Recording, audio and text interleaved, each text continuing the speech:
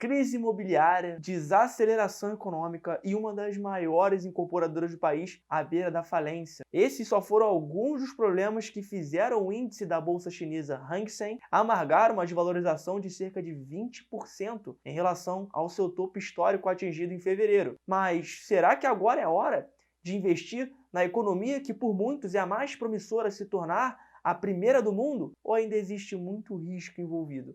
É isso que a gente vai ver no vídeo de hoje.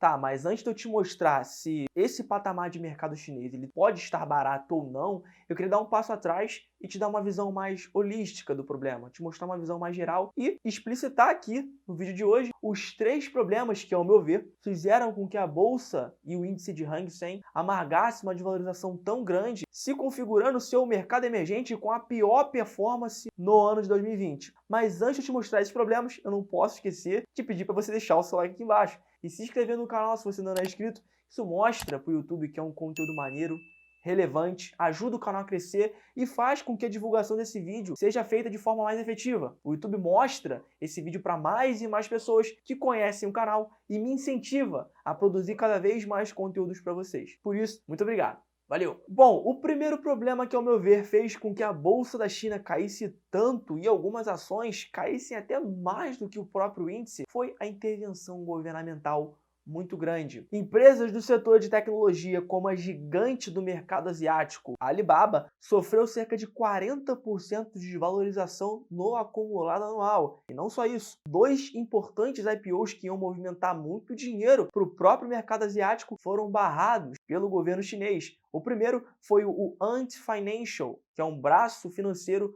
do grupo do Alibaba, e o segundo é o ByteDance, que é dono do aplicativo do TikTok. Provavelmente você deve conhecer. Quando o governo chinês faz essa trava, não deixa essas empresas abrirem capital na Bolsa dos Estados Unidos, isso é um claro sinal que a iniciativa privada não deve avançar. E claramente, investidores estrangeiros querem que tenha mais liberdade, que tenha mais produtividade e as empresas consigam lucrar de uma forma melhor. Já no setor de educação, foi proposto pelo governo chinês que empresas do setor educacional não tivessem lucro. Ou seja, você está barrando um setor muito pujante e que está se desenvolvendo de uma forma muito rápida no mercado asiático como um todo, e na China também é uma das protagonistas, como a gente vai ver à frente. E você tem, de outro lado, um setor sendo proibido de ter lucro. O que isso acarreta? Obviamente, se você é investidor, olha para o mercado asiático e vê que ela não está incentivando a produtividade e, pelo contrário, está proibindo a empresa de ter lucro, você levaria o seu dinheiro para lá? E se você tivesse, você iria vender as suas ações e levar o seu dinheiro para outro país. E é exatamente isso que muitos investidores fizeram. Quando você tem uma pressão muito vendedora no índice, muitas pessoas vendendo as suas ações, pela lei da oferta e demanda, se tem muita gente vendendo, o preço disso tende a se desvalorizar. O segundo ponto são dados econômicos mais fracos, muito promovido pela política zero Covid do governo chinês, onde portos foram fechados como Jingbo ou Xuan, que é um porto bem conhecido e muito grande da China. Eu inclusive comentei sobre ele em alguns multinews passados, alguns programas passados. Eu não lembro qual foi, mas eu acho que foi o último, se eu não me engano, ou o penúltimo, que eu comentei um pouco do impacto que isso estava já causando naquela época. Deve ter pouco mais de 1 mês, 2 meses, onde o preço do frete disparou, já que você não tinha tanto comércio marítimo. Com a disponibilidade de fretes muito baixa e a demanda por bens e produtos muito alta, já que a economia mundial estava reabrindo, o preço do frete tende a subir muito. Naquela época já estava alto. Então, quando você fecha os portos, você diminui a troca de bens e serviços, e a China é um braço muito importante em questão de exportação e em questão de importação. E isso levanta um questionamento. Será que esses dados econômicos de produtividade, crescimento econômico, que muito é produzido pelo comércio marítimo, já que a China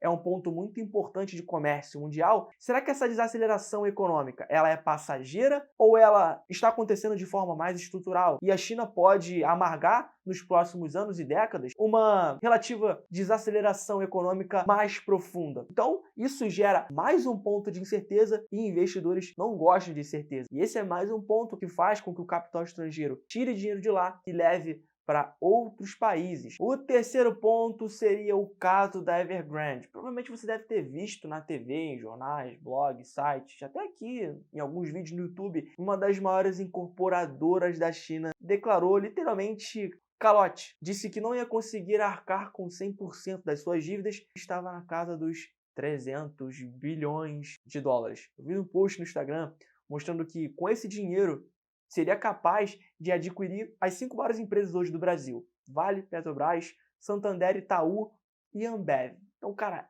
pra você ter noção, isso é muito dinheiro, mas muito dinheiro.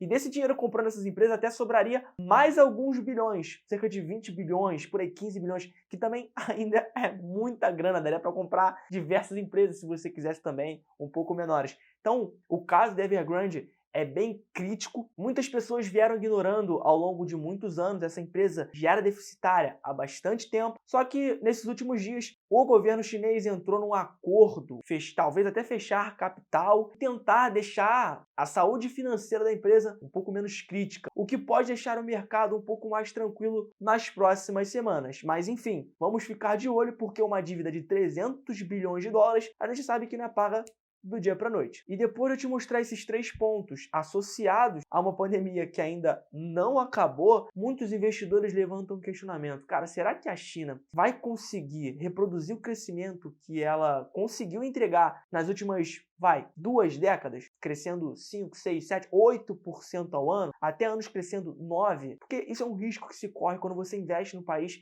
que tem uma incerteza muito grande por volta. E por isso, esses problemas acontecendo ao mesmo tempo acabaram pressionando o mercado asiático a ter um dos piores retornos dos mercados emergentes no mundo inteiro. Vou deixar um gráfico na tela para você acompanhar. Inclusive, o Brasil andando bem pertinho da China, quase colado. E a gente vê mercados como os Estados Unidos e até o próprio índice global, que seria uma média dos mercados, sendo descolado. Eles crescendo, ficando mais pujantes, trazendo retornos interessantes e positivos para a carteira do investidor, enquanto que o mercado brasileiro e o mercado chinês ficando para trás. Mas, por outro lado, existem pessoas que defendem a tese do investimento no mercado chinês. E por isso eu quis te trazer o outro lado da moeda. O cara que quer investir e acha que investir na China é algo que pode se tornar muito vencedor a longo prazo, e a pessoa, o investidor que não está tão otimista assim com o mercado chinês. E o primeiro argumento que defende a tese do investimento no mercado chinês seria que ela é a segunda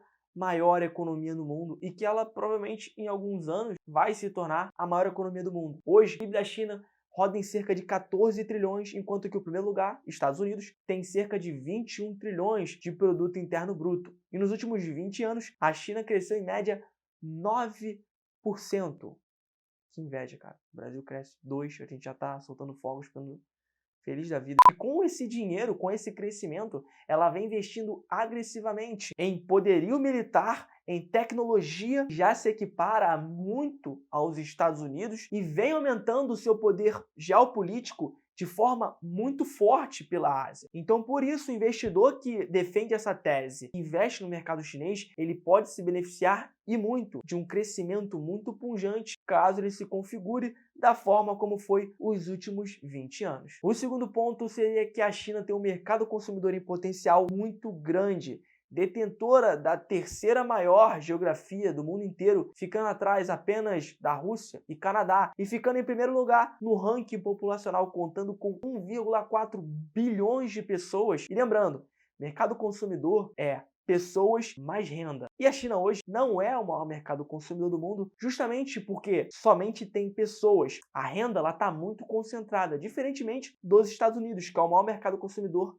atualmente. Você tem muitas pessoas e renda para essas muitas pessoas. Lá é um pouco mais distribuído. Ou seja, se aquele primeiro ponto que eu te falei da China entregar um crescimento muito grande, você precisa de pessoas para de fato entregar esse crescimento. Você precisa de pessoas empregadas, trabalhando, gerando riqueza. Essas pessoas com renda vão poder consumir e se tornarão de fato um mercado consumidor. Então, para a gente resumir, quanto mais a PEA, a população economicamente ativa da China, aumentar, fazendo com que mais pessoas tenham renda para gastar, mais a China se tornará um mercado consumidor consolidado de fato. E as empresas que estiverem por lá vão surfar essa onda de crescimento, consumidor e cliente não vai faltar. O terceiro ponto seria que a China está investindo muito pesadamente no mercado de tecnologia. A China, até há pouco mais de 10 anos atrás, 35% do seu PIB advinha de exportação. E hoje em dia, somente 18% vem de exportação. Ou seja, o país está começando a se transformar, ou dependendo menos de exportação de produtos e focando mais em produção interna de grandes empresas que podem deter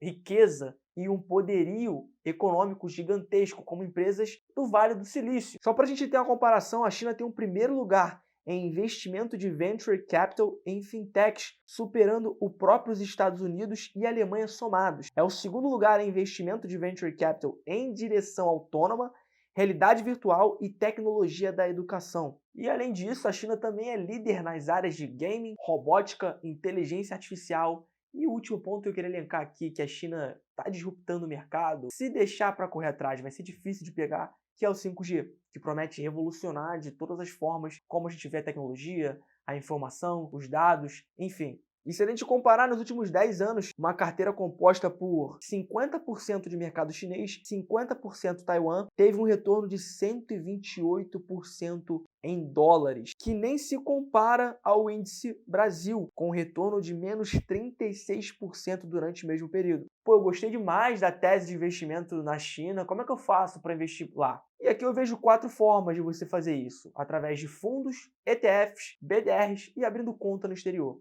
Pode ficar tranquilo, você não entende muito bem as nuances de cada uma dessas modalidades de investimento, eu vou fazer um vídeo mais à frente te mostrando as características dos prós e os contras de cada uma dessas ferramentas de investimento para se expor ao mercado chinês. Pode ficar tranquilo. E é inegável que o mercado chinês ele é muito promissor, é um país de cultura totalmente trabalhadora e disciplinada, muito comum dos países asiáticos, e a China está atuando na fronteira do conhecimento humano com o 5G, que provavelmente e certamente vai gerar bilhões e bilhões de dólares. Porém, a gente não pode esquecer que lá existe um governo bem ditatorial e que, do dia para a noite, pelo seu bel prazer, ele pode intervir de forma muito incisiva na economia e impactar o negócio da empresa que você investe. E sei lá, a ação que você comprou cai 50%. Você tem que ter ciência disso. E além disso, será que essa desaceleração econômica ela é pontual ou ela está acontecendo de forma mais estrutural? Será que esse problema da Evergrande ele vai ser solucionado de forma rápida? Ou isso pode se alastrar para outros setores da economia e impactar o setor de construção civil de uma forma bem mais agressiva, que inclusive